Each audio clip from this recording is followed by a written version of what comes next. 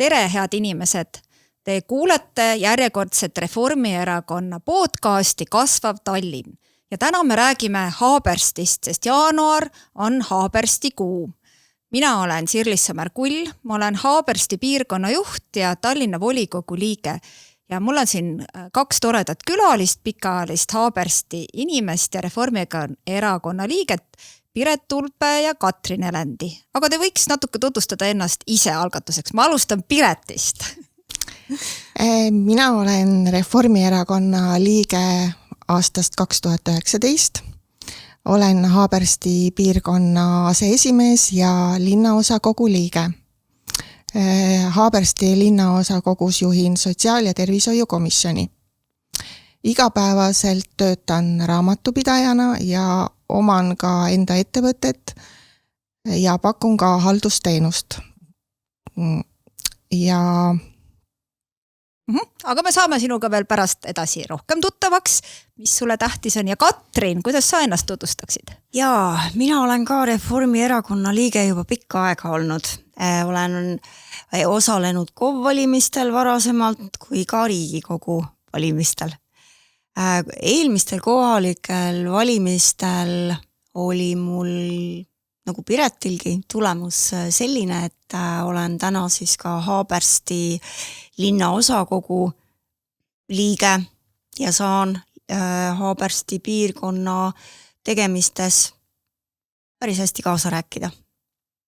Kas sa oma erialase tausta või varasema töökogemuse või tänase töökogemuse kohta ka midagi tahad öelda?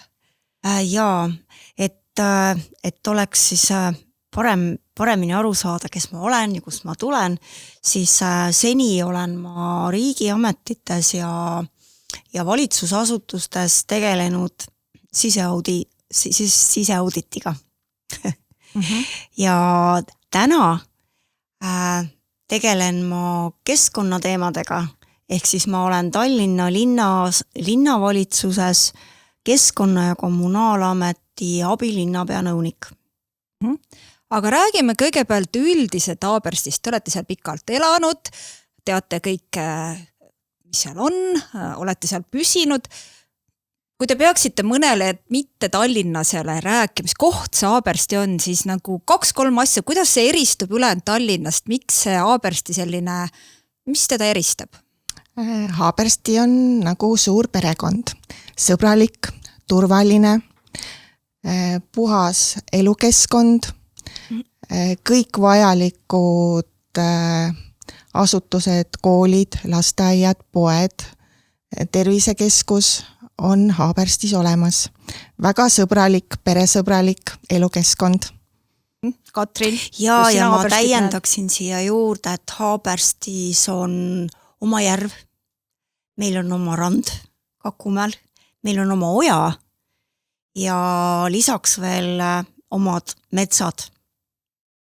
Ja ma võin siia lisada ka, et Haabersti on üks Tallinna linnaosasid, kus rahvastik kasvab, nii et inimesed tegelikult on ka selle peresõbraliku looduse, meil on meri ja järv ja jõgi selle koha üles leidnud ja elama tulnud, nii et tegelikult Haabersti on üks täitsa hea elukoht Tallinnas.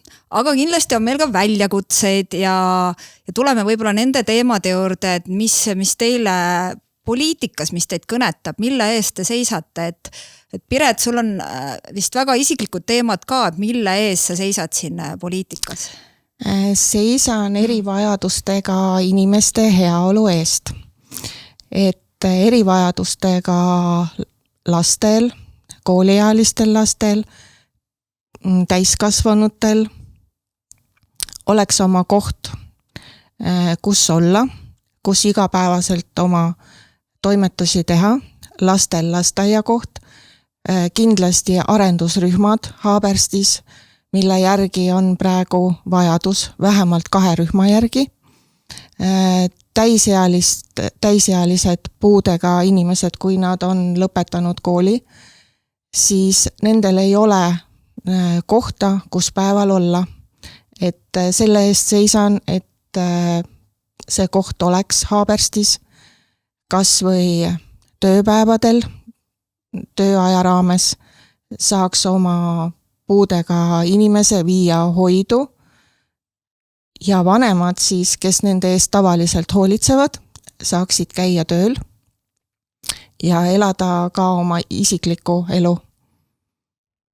Need on väga olulised teemad ja ma usun, et siin on kindlasti edasiminekud ja kuidas sulle endale tundub, et kas täna erivajadusega lapse perel, see, mille eest, nagu sa ütlesid, on oluline, et need vanemad saaksid käia tööl, elada isiklikku elu, et kui hästi need teenused täna kättesaadavad on? Näiteks 10 palli skaalal, et 10 on selline super, kõik saavad käia tööl. Ma pakuks 6-7. Et lasteaia tasemel on kõik väga hästi. Haaberstis on nüüd mõned murekohad, aga ma arvan, et need saavad lahenduse. Kuid üleüldse Tallinnas, kui laps saab kooliealiseks, siis Tallinnas on praegu 2 kooli, Käo põhikool ja Tondi põhikool, kus saavad käia erivajadustega lapsed. Käo kool on väike ja seal on ruumi vähe, see hakkab täis saama. Et selle peale peaks Tallinn mõtlema. Ja muidugi, kui laps on kooli lõpetanud, siis peale siis ütleme põhihariduse saamist ei ole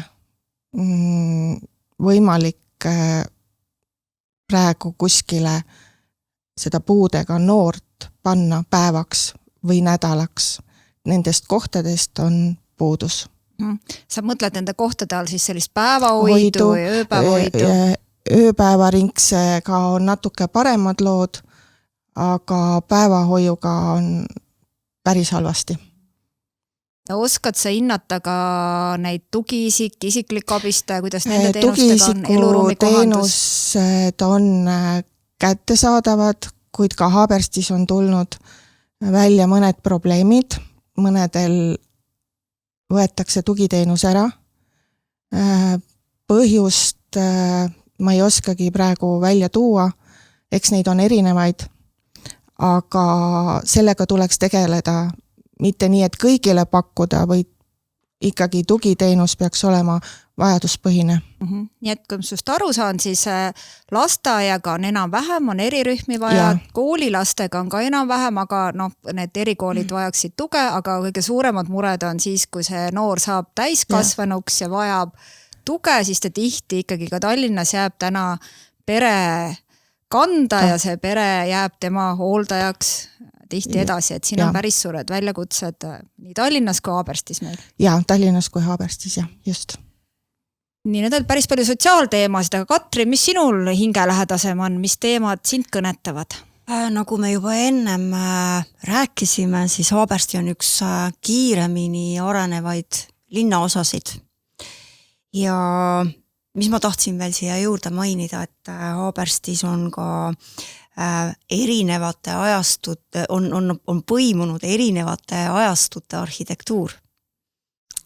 Ja oleme väga selle poolt, et Haabersti muutuks aina rohkem kaasaegsemaks. Aga nüüd selle laienemise juures on tekkinud väike mure, et see laienemine ei toimuks meil rohelise metsade ja selle puhta keskkonna arvelt. Ja see ongi nüüd minu murekoht, et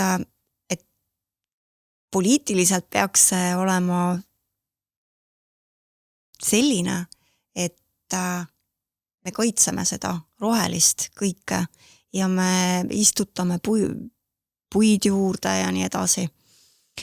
Et meil ongi praegu 3 suurt roheala, mida tuleks kaitse alla võtta, on Kakumäe mets, on Astangu Mäeküla kaitseala ja on ka Mustjõe merimetsa kaitseala, mida siis plaanime ka laiendada. Tahad sa veel? See kaitseala teema, mul lihtsalt tuleb endal meelde, et kui ma 20 aastat tagasi Kakumäele kolisin, siis siis tõesti meil jooksis seal põder, mets, kits, jänes, et ma ei ole neid muidugi ammu näinud. Kuidas sinuga on? Sa elad seal Kakumäe tipus, kas seal on mõned loomad? Mina elan täpselt Kakumäe Poolsaare peal ja täpselt selle kaitsmist vajava metsa ääres. Nii et ütlen, et kitsed, rebased on, võib öelda täitsa igapäevased, kes akna alt läbi vilksavad. Ma arvan, et me selles mõttes eristume kesklinnast ja võib-olla Lasnamäest, et meil on oma põdrad, meil on karunähtud, meil on kitsed, aga ma tahtsin selle Kakumäe tipu kohta küsida, et ma olen kuulnud, et ma ei ole seal ammu käinud, kas ikka on veel alles või on varisenud või mis seis sellega on? Nii kaua, kui mina Kakumäel elanud olen, see on siis nüüd 8 aastat, et ma olen aru saanud, et see varisemine toimub rohkem kevadeti. Aga kas seal saab midagi teha, kuidas sulle tundub, kas see on midagi, mida me peaks ka üleval hoidma teemana? Kindlasti tuleb tippspetsialistidega teha koostööd ja leida need lahendused, et see vajumine kuidagi peatada või vähemalt aeglustada. Et ja kuidas, ma saan aru, et sina seisad selle eest, et loodus oleks, aga kuidas meil on kas erivajadusega inimesed, vanemad inimesed, kas on seal metsas lihtne käia, kuidas meil nende pinkide, jalgradadega, liikumisparkidega, Piret, kuidas sulle tundub, et sa rääkisid väga palju erivajadusega inimestest, kas ka nende jaoks on need metsad, pargid juurdepääsetavad? Õismäe-Tiigi ümbrus on juurdepääsetav isegi ratastoolis inimestele ja ütleme siis käimisraskustega inimestele. Ma ütleks ka, et Harku järv ümbrus hakkab nagu korda minema nagu selles mõttes, et seda veel arendatakse. Seal peaks ka olema võib-olla mõni maastikuarhitekt või kujundama siis kas pingid või mingid muud istumiskohad, võib-olla natuke haljastust.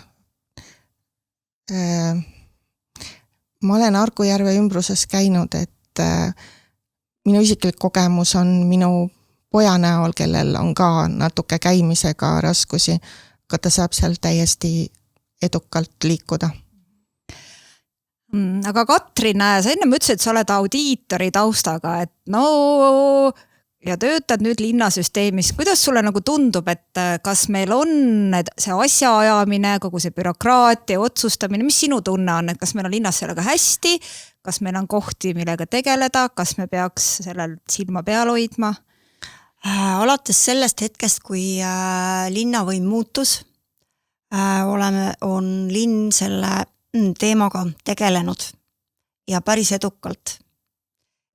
Juba meediast on näha, et on tehtud lumeaudit ja sellel on ka lõpparuanne, mida on saanud ka kõik, mida on nagu tutvustatud siis kõigile ja tulemus on veel teisigi neid teemasid, mida linn plaanib siis auditeerida.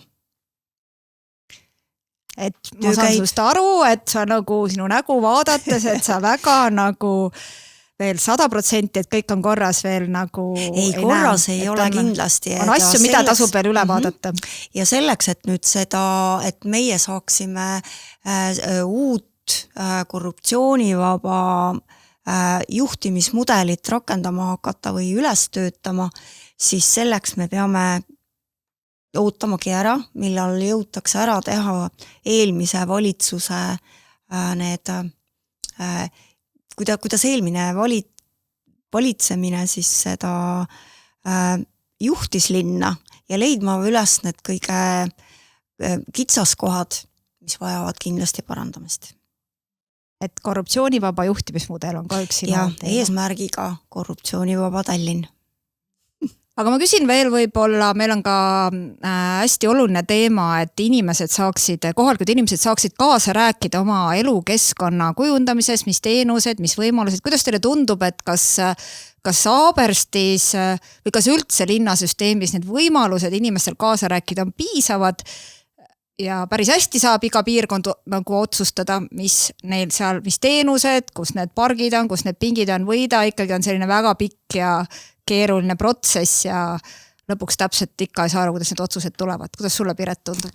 Ma arvan, et Haaberstis saavad elanikud väga hästi kaasa rääkida teemadel, milline peaks olema siis näiteks, ütleme Väike Õismäe.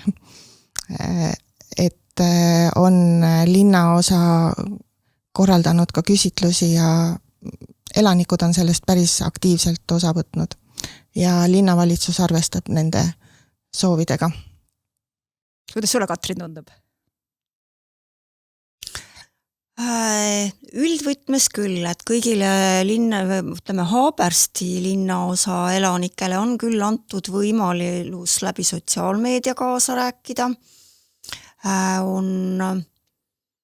Ütleme, et ma hindaks seda rahuldavaks, seda kaasavat juhtimist. Ja.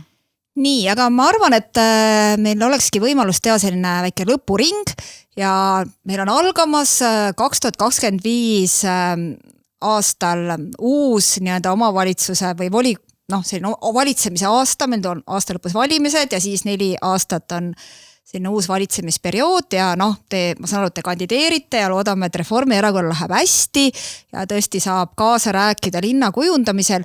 Kui nüüd kujutate ette, et käes on jaanuar 2029, need 4 aastat on läbi. Mis need 1-2 asja on, mis kindlasti kas Haaberstis või Tallinnas on muutunud ja te kohe seda teie näete, inimesed näevad, et need asjad on muutunud. Piret, mis need on? Mina arvan, et Haaberstis on valveapteek ja Haaberstis on kindlasti 4 aasta pärast ka valve perearstikeskus, mille järgi on suur vajadus. Katrin, mida sina näed 4 aasta pärast? Jaanuar 2029, vaatad hommikul aknast õue ja tead, et on olemas mis? Et ma elan linnaosas, mis on Tallinna kõige atraktiivsem ja kõige edukam linnaosa. Super, sellega on väga hea lõpetada, et Haabersti 4 aasta pärast on kõige ägedam linnaosa Tallinnas. Aitäh teile! Aitäh! Aitäh!